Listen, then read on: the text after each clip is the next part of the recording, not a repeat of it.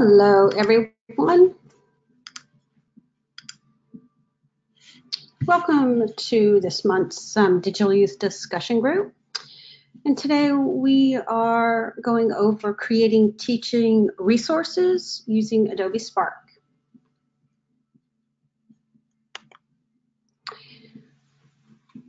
Our learning objectives are, by the end of the session, participants will be able to navigate to Adobe Spark, start a new Spark project, create and share, navigate the basic tools in Adobe Spark, title, photo, text, button, video, photo grid, and glide show. Use the learning path outline to start a program idea and begin the process to develop a learning path in Adobe Spark.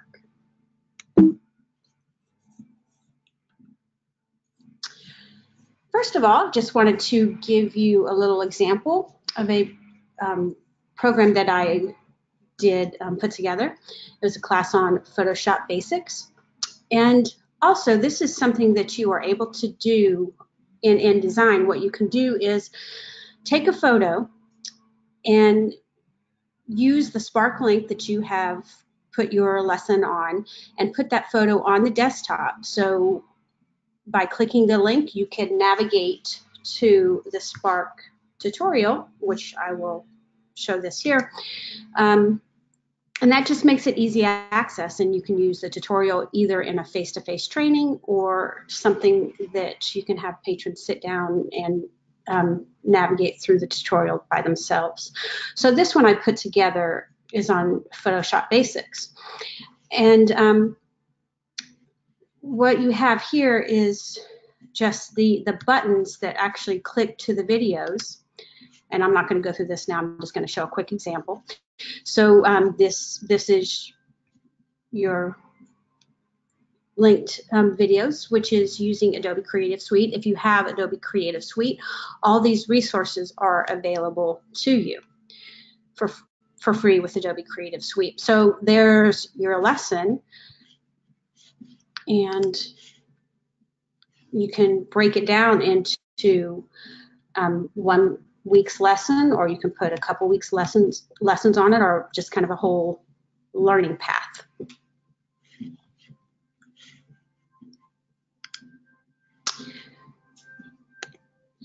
Now, I'm going to go ahead and navigate to the tutorial creating teaching resources using Adobe Spark, and this will serve both as an example of a teaching resource and to navigate through our lesson today. So this is the Spark link itself, and this link can be shared once you create it. It can also be updated if you want to change things about it or add things to.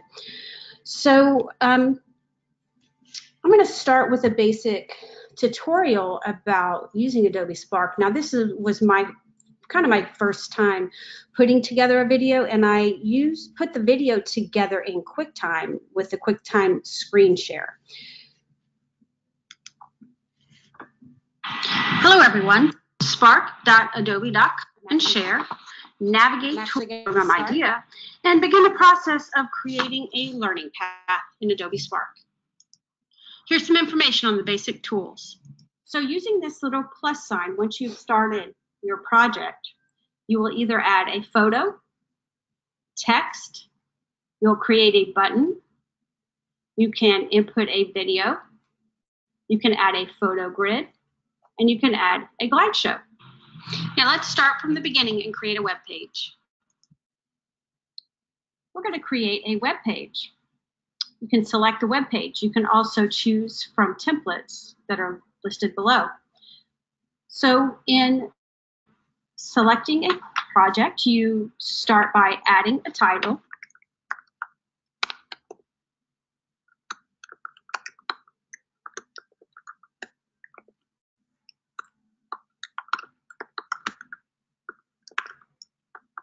So you have your title. You can add a subtitle. We'll just call it Techno Mocha. From there, you can actually add a background photo.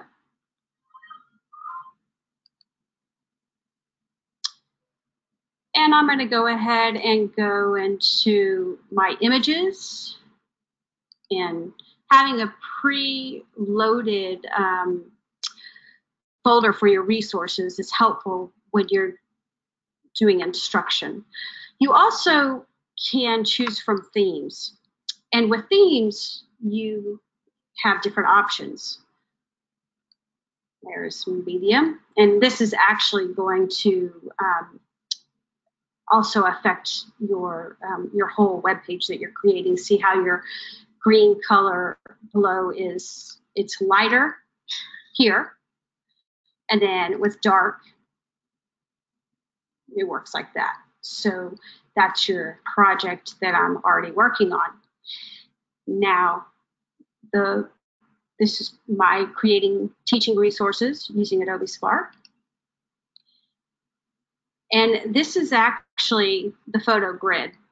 So it's really more of a background image that is created versus an actual glide show, which in the glide show, you put in images for your background images. Now on this glide show, I was actually showing the process to start a project. You can set up your step-by-step process. So navigating to Adobe Spark, select the blue button. So it really is a nice option to show you step-by-step actions that you have to take. And so I really found this to be a very valuable resource. You know, in seeing the work that I have been learning so far, I've seen that it's been very helpful to have and be able to show the step-by-step process. So this was actually really easy to do just by selecting my image captures with my computer and then putting each step in. And that really works very. From there, in sharing your resource, you actually just go to share, publish, and share the link. So whenever you make changes, you do want to update your link. And it takes a little bit of time to do that, really not a whole lot of time. And then you want to copy your link. And once you copy it, it really is as easy as putting it into an email, pasting it into your browser.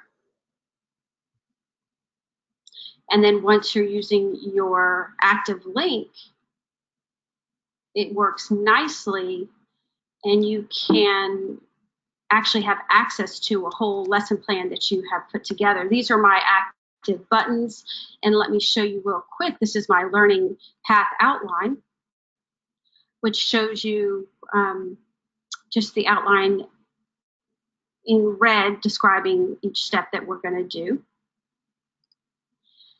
And then you have access to different videos, information that you want to include as part of your lesson. So you can have, I'm actually going to stop the video there. So again, this is the Spark link here, and we're using this as both an example of a teaching resource as well as the navigation through the lesson today. So here is an example of what the glide show that was talked about here. And in creating a Spark link, the first thing you do is you navigate to Adobe Spark. Adobe Spark is actually a free resource. Once you do, you might set up an account. You select the blue button to create a new project, and you can either create a graphic, a web page, or a video. We briefly went over the web page in that video. We're going to also go through creating the video Spark page and a graphic here in just a little bit. So your first steps are, once you put that link in, create your account, and you just simply add a title type in your title and your subtitle. You select your theme from the right side. Then you upload a photo. Now you can upload from your computer, and you can also upload from some of the resources below. So it gives you some different options there. I selected my photo from my computer. And then as you navigate down after you've uploaded your photo, you're going to see the plus where you have the option to then add a photo, add some text, which you can do different types of headings. You add a button. The button is where you put your hyperlinks. And what I've done so far is uploaded videos to YouTube and put in a link from YouTube on the hyperlinks. Actually, the buttons, you can put in any type of hyperlink using a button. With the video also, that's where I've put my videos through YouTube. And then a photo grid is what I'm going to show next. And then the glide show, this is a glide show. And a split layout just allows you to put in a picture and then something else on the opposite side. We'll show you an example of that as well. To share, you go to the top of your screen when you're ready and push the share button. You can choose to share this on the Adobe Education Exchange or not. Add your photo credits, put your title, and publish and share the link. So this is an example of a photo grid. It's just really a background, adding different photos. This is the sample split layout. So as you can see, you can add text on one side, and I've added a video here on this one. Now we're going to just review a couple different videos, and these resources were taken from Adobe Education Exchange, which is a free resource for educators, and the resources are unbelievable. It's free, and they're getting ready to start a Train the Trainer course in February, which I walked through, but not officially. And there are so many different resources here, and these are, I'll share here a couple different resources. So this is just a talk on openings and closings.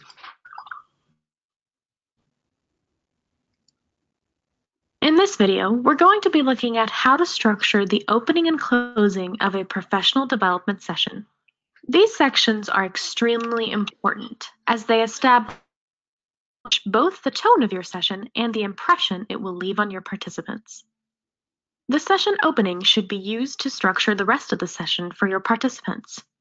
It's a great time to introduce your learning objectives, a rundown of the topics you're introducing, and an overview of your chosen product's capabilities and real-world applications.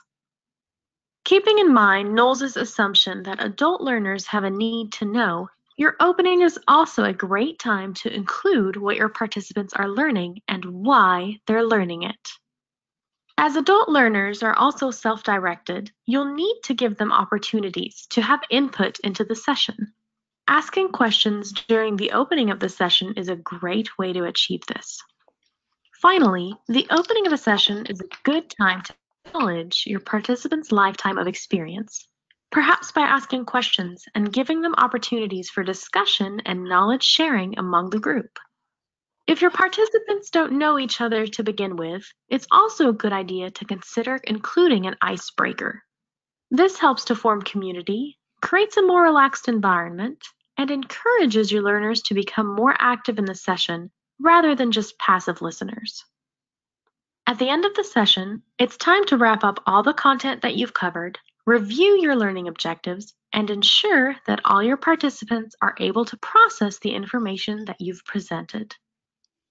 The end of a session can be a great opportunity for reflection, either by revisiting your KWL chart or by conducting some simple Q&A with your participants.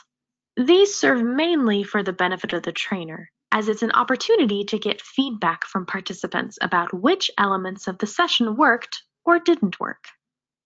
You should aim to finish your session by reviewing the key points which were addressed answering as many questions as you can, and gathering together as much feedback as possible with a view to improving your future professional development sessions. In this video, we've covered some vital strategies for helping you to plan effective opening and closing sections for your professional development sessions. To reiterate, the beginning and end portion of any given session is extremely important. It's worth taking the time to plan these sections properly. You can be sure that you're crafting an effective learning path for your participants.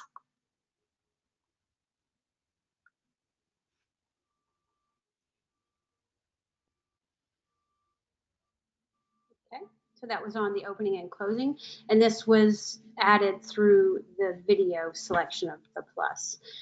And I've also included here Sir Ken Robinson. Why is creativity important in education?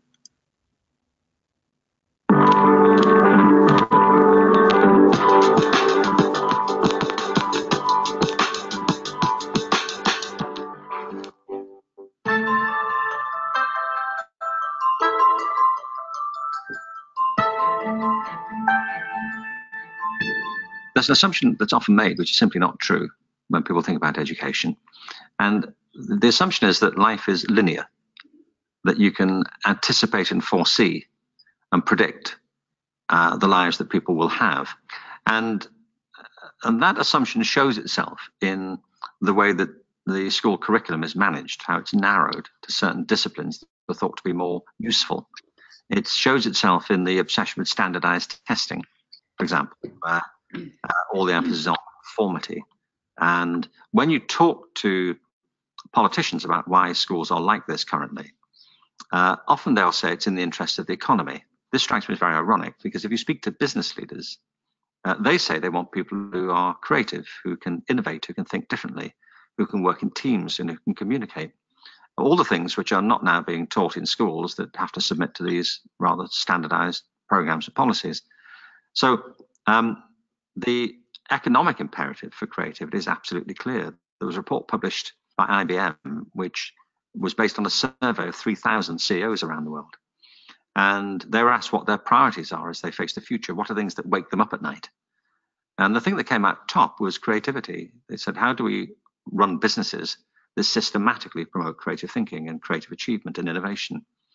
And of course, they're now being faced with a generation of students coming through from schools who haven't been encouraged to develop these abilities at all. So the economic imperative for teaching creativity systematically in schools, I think, has never been greater. And that requires a transformation in the way that schools work, because they weren't designed to do it. So they have to be redesigned if they are to do it. But there's a big cultural imperative here too, because the world is getting more complicated. It's getting more connected. It's becoming more challenging. And many of the challenges that we face collectively as a species are cultural as much as they are environmental. And finding ways to live together in the world that's become more nuanced, more interdependent, more dynamic, more connected, is really a task for education. And the third big reason, I think, to promote creativity in schools is personal. In the end, it's about people finding fulfillment in their own lives, lives that add up to something, that have purpose and have meaning, and that people feel are helping them find their own course in life, one that matters to them and to other people. And for all of these reasons, creativity to me is not an option, it's an absolute necessity.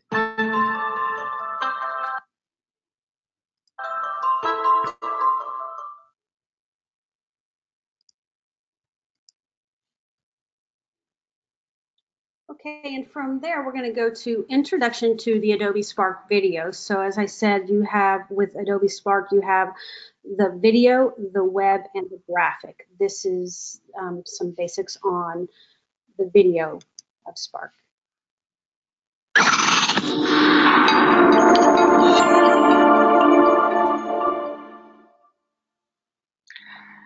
Hey everyone, this is Michael Cohen, the Tech Rabbi, and welcome to another tech tutorial. Today we're going to be talking about Adobe Spark Video.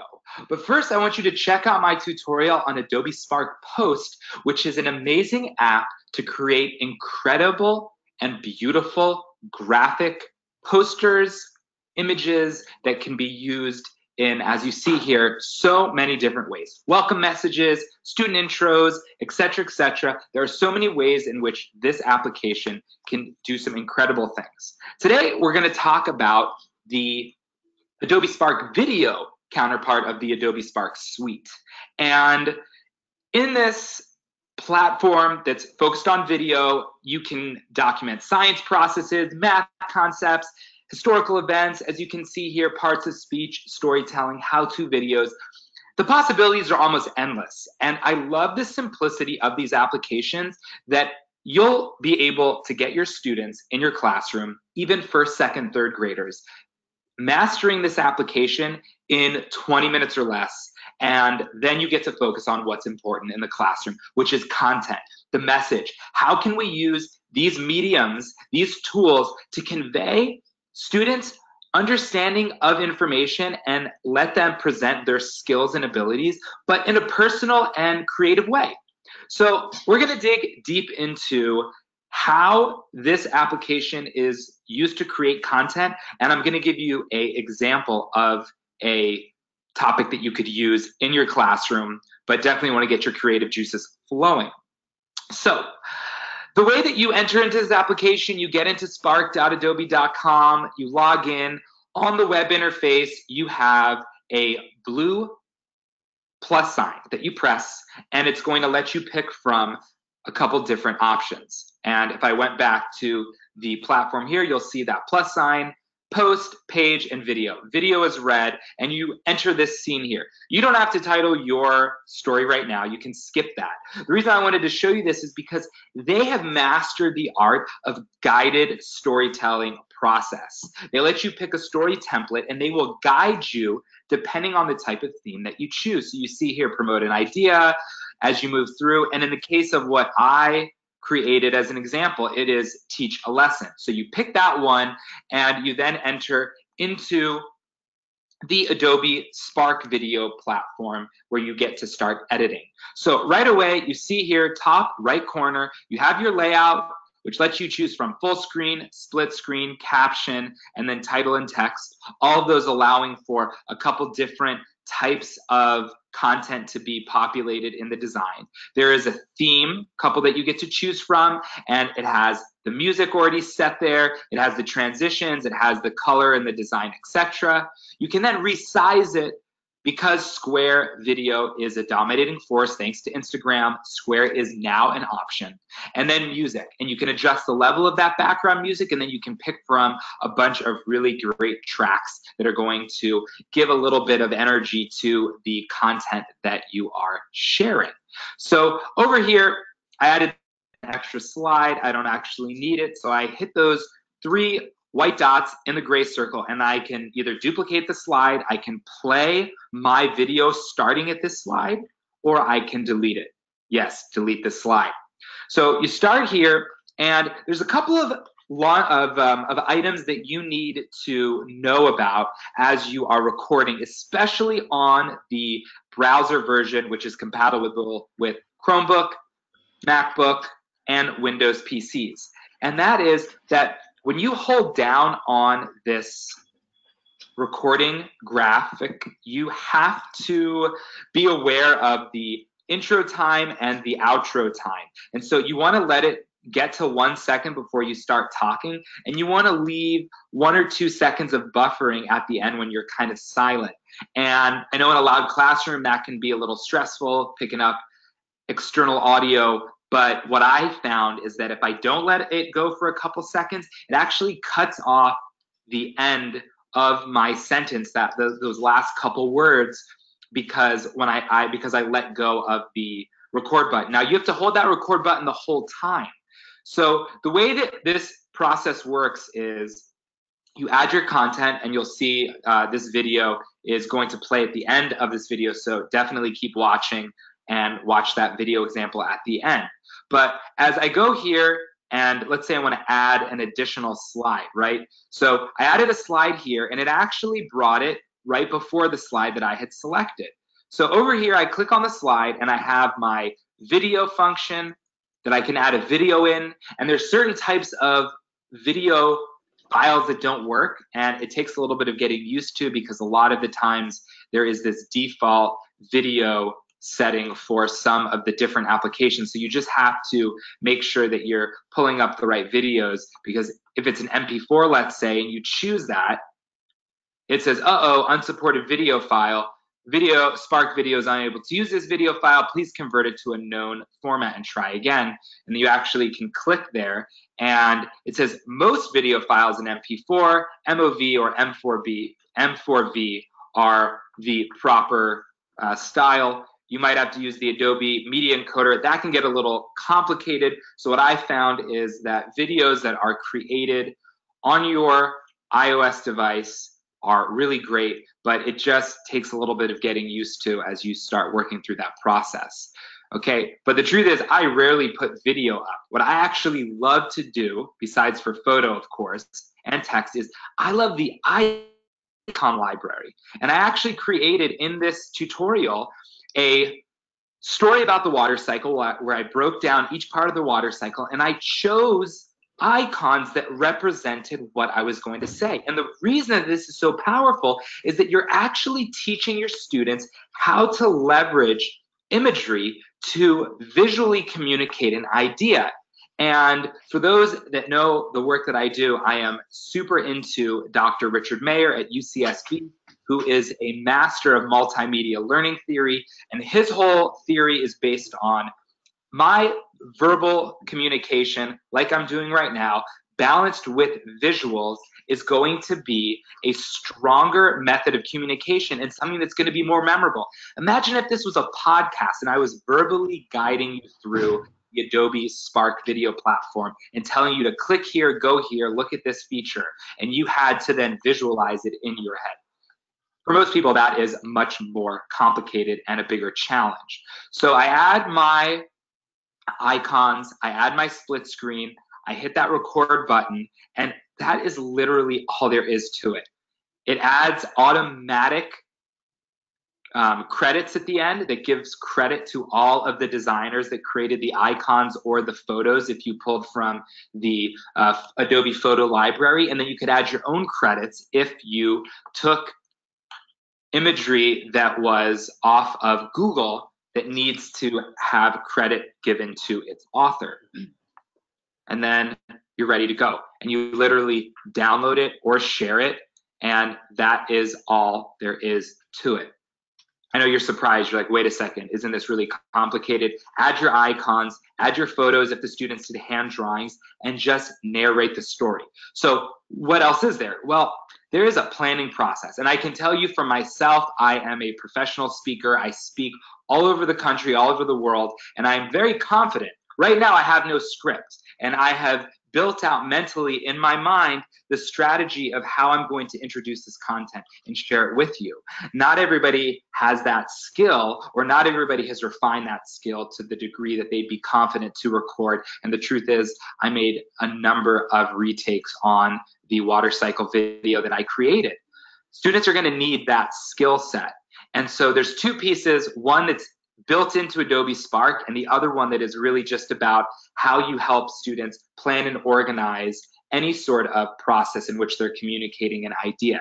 And that is script writing. Whether it's bullet points or literally a paragraph they're going to read, they need to have that content there so that they communicate clearly, concisely, and allow for that personal touch that doesn't result in awkward pauses and 10,000 retakes. The other thing about Adobe Spark video is when I hold down this record button right here, it tells me, I thought I already allowed this, 1 second, 2 seconds, and once I get to 10 seconds, it actually tells me, and I'm going to wait for it to pop up, 9, 10, keep it short. And it actually limits it to, I think, around 26 seconds. It won't let you record longer than that. You need to teach your students to break up the content, 30 seconds, I stand corrected, to break up the content into small components so that they will be able to streamline that process of much more successful recording. After 30 seconds, it says to record a longer than 30-second, duplicate the slide and continue your recording on the next slide. And really, you could have 55 slides and each one of those is 10 seconds, but it's really trying to challenge the students to keep it short. Most of the time I go over 10 seconds, but I'm definitely trying to keep it under 20 seconds for sure, because I want my conversation to be media rich and actually have multiple icons to help tell the story in a visually appealing and engaging way. So that's today's tutorial. Definitely check out Spark Video. This app downloads onto the desktop. It downloads onto your iOS device. No word yet on an Android version, but iOS, and you can actually get these videos onto Flipgrid. You can upload them to YouTube. You can upload them to Google Drive and play them in the Google Drive YouTube player so that it keeps it off of social media for those schools that don't have access to YouTube, and you're good to go. So thanks for watching. Please subscribe to my channel. Please share this out. And if you found this valuable, please share a comment and your thoughts, and definitely share the work that you're using Adobe Spark in your classroom with me, because I love seeing students empowered with this powerful software. Thanks so much for watching. In this video, we're going to learn all about the water cycle, the various stages, and your role in the water cycle today. This illustration here is a very classic version of the water cycle created by the United States Geological Service. Today, we're going to take a deep dive into the various parts of this cycle, so let's get going. Since the water cycle is in fact a cycle, there's not a real beginning or an end. But since most of the world's water is found in the ocean, that is where we're going to start. In the ocean, the sun heats up the water, causing the water to evaporate and condense up in the air. Up in the air, that condensation that evaporated turns into clouds, and lots of them. And the winds blow them all over the world, starting the precipitation process, which we know as rain.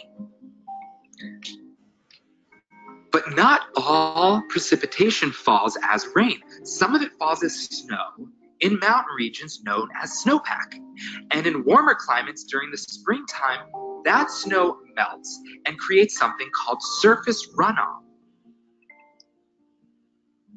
That surface runoff can turn into rivers. At times, it actually flows all the way back to the ocean, which causes a problem in the water cycle where the water isn't absorbed into the ground and stored there.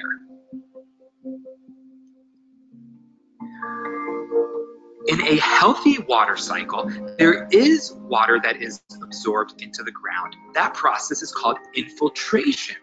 Infiltration creates what are called aquifers, which are underground reservoirs, and those can be accessed by digging down and creating what's called a well. In areas that are prone to drought, there are many ways in which you can help collect water and conserve it. Some people actually create water barrels that collect the water that falls onto the roof and around the house. There are many other ways in which you can start to conserve and collect water, and you should ask your teacher today. And then we make our way back to the ocean to start the water cycle all over again. The sun heats up the water, it evaporates, and it keeps on going. Thanks so much for watching this video about the water cycle.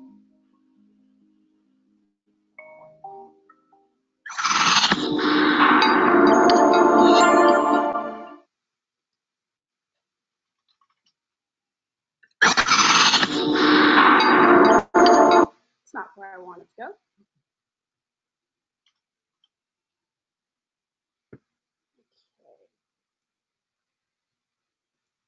Okay, so here we are. I want to just go back really quick and kind of put this in perspective because I know a couple of you joined us a little bit late.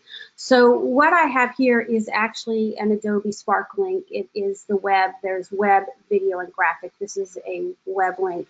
And I'm both using this as an example of a teaching resource as well as our lesson, basically our lesson that we're walking through. And I started with some of the basics of Adobe Spark, and that's more specific to web.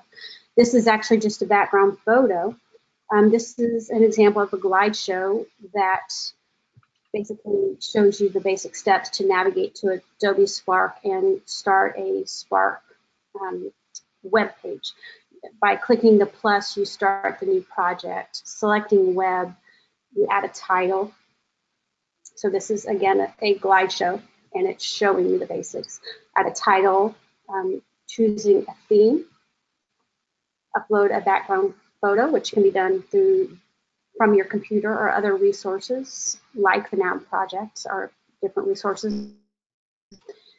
Then you have your basic tools that are for photos, writing text, which you can choose different size headings. A button, you add hyperlinks, and you can add videos kind of like the ones you just saw. You can also create your own video and add it through like YouTube. The photo grid is actually just part of your background, and the glide show is what this is. The split layout is something I'll show you in a second what that looks like. And then to publish and share your link, you just go to the top and select the share button. You can upgrade your Spark link, which there is an upgrade button that's not showing in any of these, but you upgrade a link so you can go back and redo when you've a Spark link that you have worked on. Then publish and share the link. So here is just an example of a photo grid and a sample split layout with a video. And that's where we started with our session openings. And so these are just some examples of videos that we embedded links.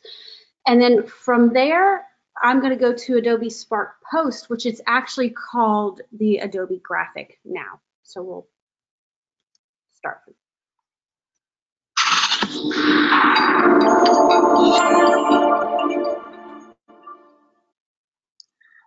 Hey everyone, this is Michael Cohen, the Tech Rabbi, and welcome to another tech tutorial. Today we're going to talk about Adobe Spark Post, one of the 3 Adobe Spark apps that I am super into right now because it takes the powerhouse creative possibilities of the Adobe suite of professional design products, and it gives access to students as young as 5 or 6. I have seen educators use this in kindergarten classrooms, in 1st, 2nd, 3rd grade, all the way to college. And one of the things that I just love about it is that they have created amazing features to make the creativity process very simple and straightforward to let you focus on the content. So in this video, I'm going to show you how to use the features of Adobe Spark Post. I'm going to give you a lesson idea, and I am hoping that you will be inspired to bring this into your classroom and start empowering your students to create incredible content today. So in the Adobe Spark suite of apps, you have a iOS standalone app for each one of the different types of programs. So you have Adobe Spark Post, Adobe Spark Video, and Adobe Spark Pages. No update yet when there will be an Android version available, but once there is, I will definitely put that info out.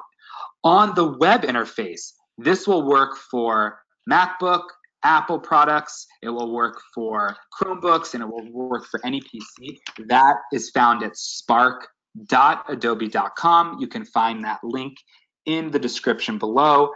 And the 3 different apps are all housed under one roof, as you see in the blue plus sign when you click it and it pops up.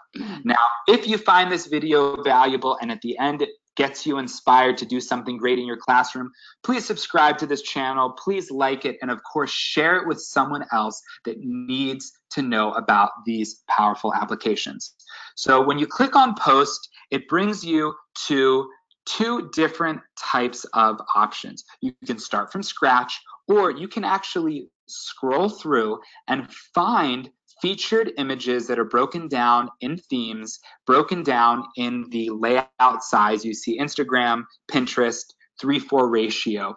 And if your students or yourself find a graphic that inspires you, you can click on that and it will make a copy of it for you to remix and make your own. And I love that feature because I don't just think that teachers are short on time, they don't have enough time. So for us to be able to get this into the hands of our students and not worry that 30, 40 an hour would be lost, I think is absolutely incredible, and I think is really great as far as features go. But for today's lesson tutorial, I'm going to show you a couple different designs in my post library that I think will be really helpful to give you insights. Now, I want to show you just quickly a Keynote slide that I use when I present and introduce Adobe Spark posts at the conferences that I present at. So I use the Story Spine Disney Pixar strategy, and I break it into a beginning, middle, and end panel. 3 graphics that I think are pretty great for a couple different strategies in the classroom. So the first is students gauging their personal growth. Who am I as once upon a time there was a blank student? Who am I right now at the start of the school year? In the middle of the school year, every day blank, then one day they went to, or one day I did, whatever it is that fits in to your classroom context. Here, it happens to be that the last conference I presented at was NEDA, Nebraska's State Ed Tech Conference, and so it was every day blank, one day they went to that conference. And then because of that blank until finally blank would be an end of the year reflection. Now, you can take this and you can turn this into a reflection or a assessment for a unit of learning. You can use this for really any type of strategy when you are having the students challenged to present information in 3 sequential stages. And I just feel like this is so action-packed, so powerful in connecting visual content and colors to really promote a deeper understanding or a deeper proof of understanding of information. So enough with the talk, let's start making. So I'm going to go in. I clicked on one of the designs that I've already created because I just want to break down the process, adjust it a little bit to show you all the different features that you are able to utilize to create a really powerful image. So the first thing that I did was I found an image that represented the theme that I wanted to present, which was always be a lamplighter. And you can replace images, you can add additional images and actually create, as we'll see in a little bit, some really cool layout functionality. And what you're able to do is you are able to find photos here, whether you add a new photo or replace. You can upload your own photos, you can find free photos, or use one of these services that you subscribe to put those photos into the content on Adobe Spark Post. So when you find free photos, you can look up, I think when I was looking for this, I was looking up the word, I think it was flashlight, something like that. Here are a couple other really incredible images here. And let's say I decide that I'm going to go with this image here that has a really powerful, vibrant background.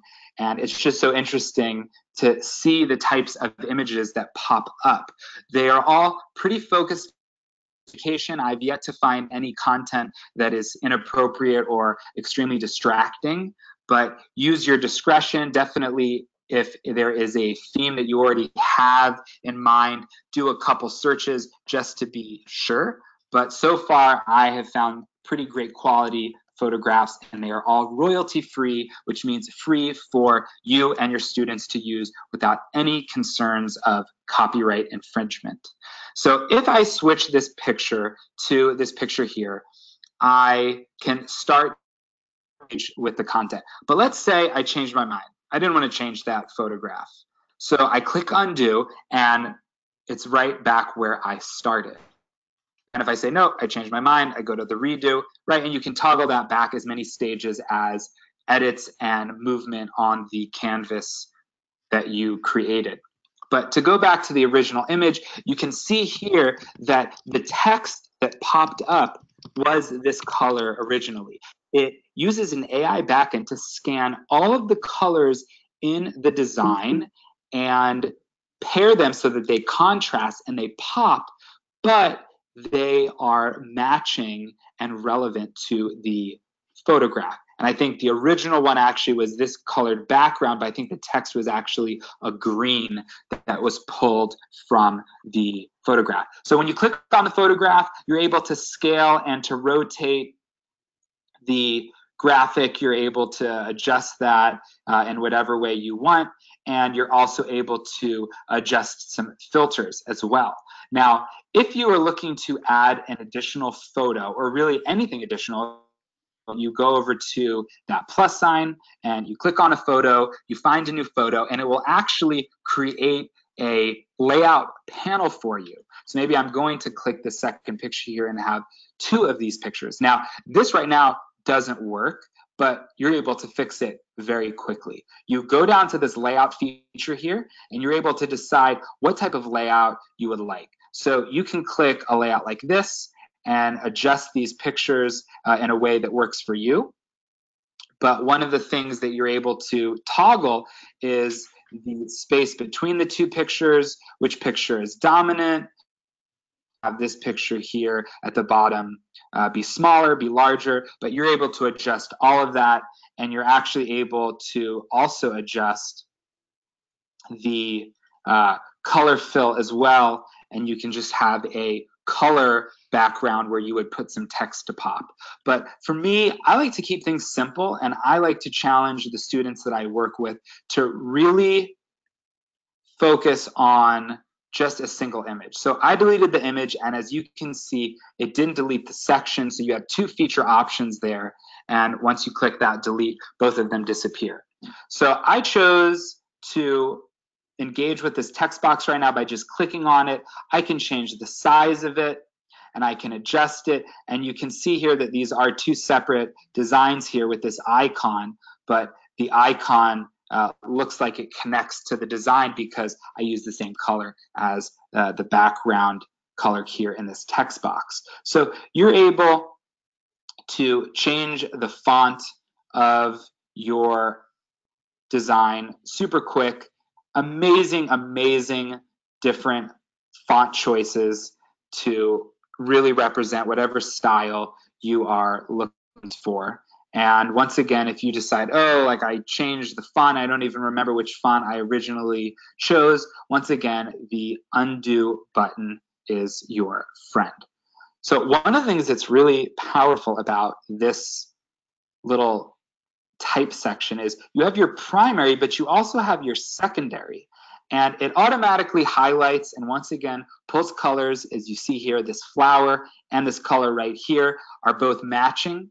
You're able to click or unclick a part of the text box to emphasize. So I want to emphasize the lamplighter, but when I think about it, I click on color. I don't want it to be the pink color, let's say. Let's say I want it to be a deep blue color. So one of the things that you're able to do is you're actually able to eyedrop from your graphic if it didn't pull a color that you want. So you can click on that, and let's say you wanted to use one of the blue shades of the sky here. So you click on that area that you want to highlight, it eyedrops it, you click save, and you now have the ability to adjust that secondary and that primary. Let's say you wanted to change the font. Maybe lamplighter needs to be with a really powerful script style, right? Something like that. Now, you just have to be aware that the primary settings are going to many times put themselves onto the secondary settings. And so as you see here, you don't have as many options as the original. So because this capitalize and fit feature, which I really like because it pulls the text all the way to the edge of the text box is capitalize and fix if you were hoping on creating a graphic that has a really cool font that really is used with lowercase and uppercase. You just have to be aware of that challenge and sort of go with the flow. Like some of these fonts just don't work, right? But maybe this is something that works, or maybe you want to go with one of the hand-drawn styles like this one. Whatever it is, you decide and you click out and you're good to go. Now, adjusting the text, you're able to adjust the alignment. If that's what you want, you can go, this way and that way. I just love the capitalization. You can adjust the spacing between the words between each line. You're able to adjust the opacity. You're able to adjust the order if you have different layers of objects. But at the end of the day, all of this is pretty simple, pretty straightforward. And once again, moving to that color feature, you're able to adjust the colors, but it's not going to affect your secondary color. You're able to go in and change even editing, right? And deciding that as much as I like the gold yellowish background, I really don't like the that red. I want to adjust the red, or is it more like a burgundy, right? You can adjust it. You can make it even darker. Maybe you want it to be black, and you can then save or you can cancel, but you're able to adjust super quickly. And once again, undo is your best friend. So you have your colors. Then when you move on to shapes, the shapes, there are a lot of different features. There are a lot of different options for you to engage with, and then you can obviously move the padding down here. Many of these are able to pull in different colors and adjust as follows, but for whatever reason, I like to keep it simple, and so I usually move back to that original square and just really work on layout and imagery to balance and engage with the content together. And the next piece is this style. It's really cool if you're wanting to get your creative juices flowing. You can engage with the suggestions and you can move it around. And if you're nervous that you don't like and you don't know how to get back, you just click undo one time and it reverses no matter how many times you scrolled the style remix wheel. So that's a pretty simple breakdown of the types, the typeset, creating your text, creating the colors around it, as well as the imagery. The last and final really cool feature is this icon feature. And you're able to search icons, and I think I searched fire to represent that lamplighter, and you're able to go through and create some pretty incredible graphics, right? So that fire, just to show you, the fire and the telescope were two separate designs, but I turned them into one. So you add the icon. So fire here, let's say this fire is a cooler looking graphic than the one I have already. You can change the color, the icon, and it's going to use your suggested colors, but then give you all colors to choose from. You can readjust the size here. I'm going to delete that one, and I'm going to select this one right here. So you're able to really collage together and create some pretty powerful representations of information. The saying, a picture is worth 1,000 words, does hold true, and it does give your students an incredible opportunity and really an empowering opportunity to dig deep into how imagery can represent and communicate the information that they want to share and that they're responsible for knowing. So that's a rundown of how to use Adobe Spark Post, a lot of the different features. There's a lesson idea that I shared with you as well, and I just hope that I provided value for you in this tutorial. So once again, please subscribe to my channel. I put up video content like this as well as a weekly vlog. I'm also hoping that you can like and share this out because... Okay, let's see if I can get back to my page. It's funny because, there we go. it changed when I have the go-to training running. It changed where I can stop my Spark page link. So that's why I'm having a little bit of issues with that. Sorry about that. So this learning path outline, this is the button link, which is where you can add a hyperlink. And the learning path outline was actually created in InDesign. So and then in InDesign, you can create an interactive PDF, which this is an interactive PDF. And so I take that link and I put it into the Spark page. And with this, I'm just really kind of going over the basic layout of a learning path, a lesson, basically a lesson plan. With that, I've kind of put in red the basic step pieces, adding a description, listing the objectives, defining your time, listing the activities, and putting subject headings, as well as content standards. And we have the AASL standards framework and ISTE, which, I'm not sure everybody really has to deal with that, but they are two that you can deal with. And the AASL standards framework for learners, I've actually been able to link that in the interactive PDF. So that's, again, that was created in InDesign and added to the Spark link.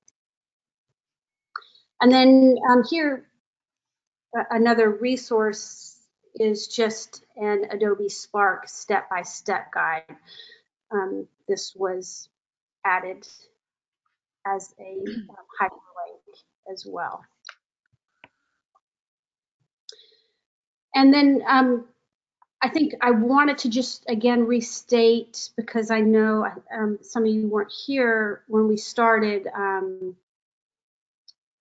Actually, you can actually create I showed it in a previous example, and if I'm not going to run back to it now, but you can create an image that you can put on a desktop that has a hyperlink into it that can link basically to these lessons. And the video, it talks about it in the video, so you'll have that recording that I send out. So I just wanted to go over a couple different resources from Adobe as well.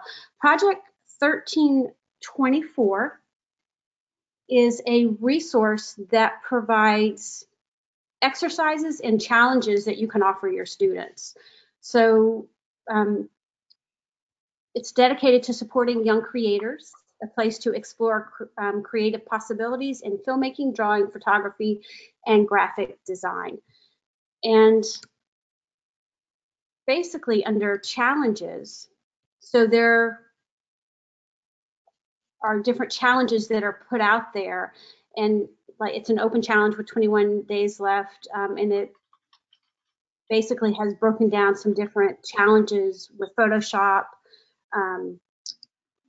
the different Adobe Creative Suite apps. So you might have something in InDesign, you might have something in Illustrator, exercise challenges like learning graphic design by creating a movie poster.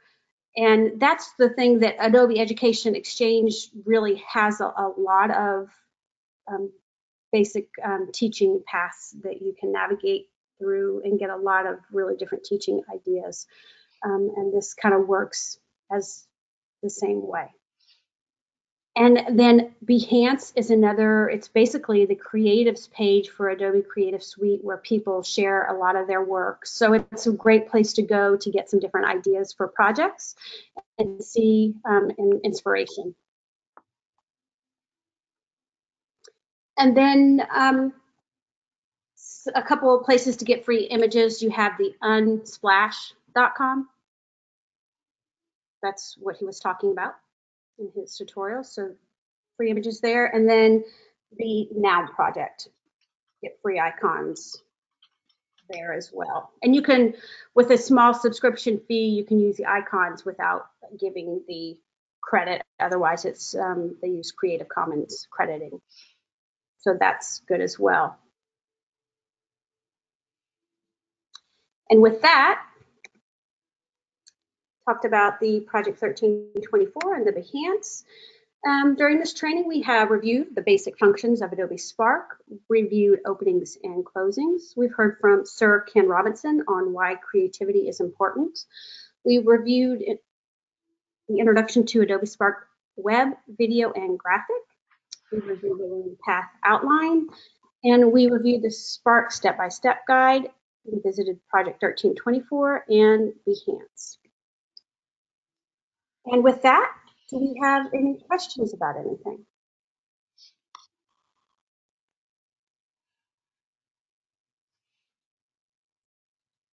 I don't know if that was a lot of information or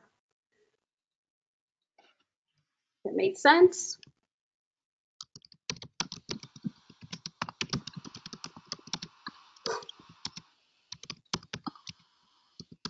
Great. Yes. I found that I've been a teacher for quite a while. Yes, actually, you get the link and you use it anywhere. So Spark, once you create your Spark account, all your projects are held right there on Spark. And I have Adobe Creative Suite, so I know that I am possibly using it through there, but I know that it is a free resource, and I'm pretty sure it hosts everything for students or anybody that creates your account. Once you create an account, all the things that you have created are there, sitting there, and they do host it for free, yes.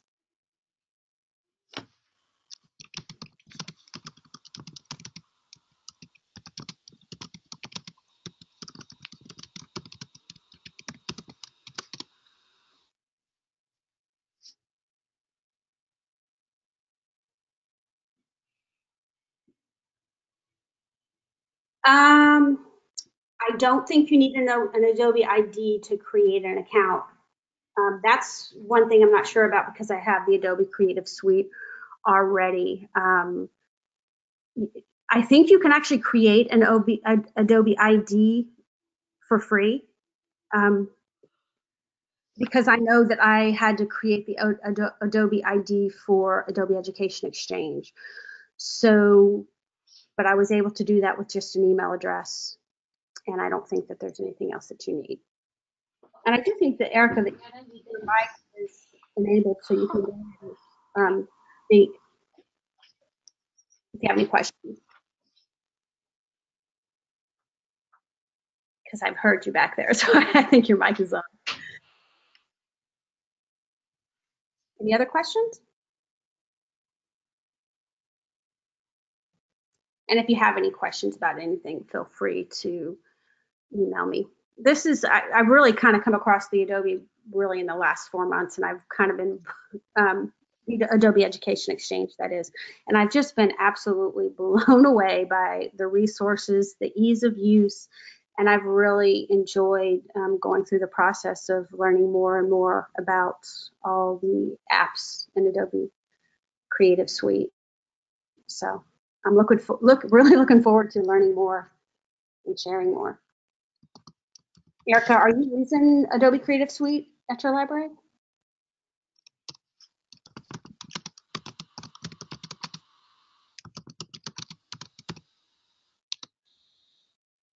Great. And David, you do as well, right?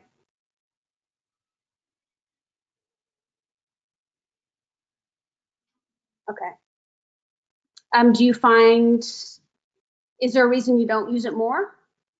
Because if so, with Adobe Education Exchange, I think you're going to really maybe be excited about it. I'm just like you guys saw a couple of their teaching resources. The need to use it really, so you're not programming a lot for the youth or even adults. Because I really see this going into planning just different technology programming for adults.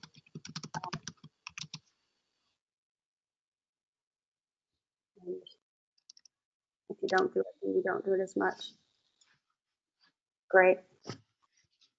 Great. Okay. Well, thank you so much for attending, and I look forward to learning more and hearing more. And please, if you have any, kind of challenges, ideas, or things that you're faced with, I'm exploring talking with a couple different people right now in programming for the rest of the year. Let me know anything that you might be interested in getting some more information about or instruction on, and we'll work on making that happen this year for you. Thanks so much for your time, and have a great day. Bye. You too, David.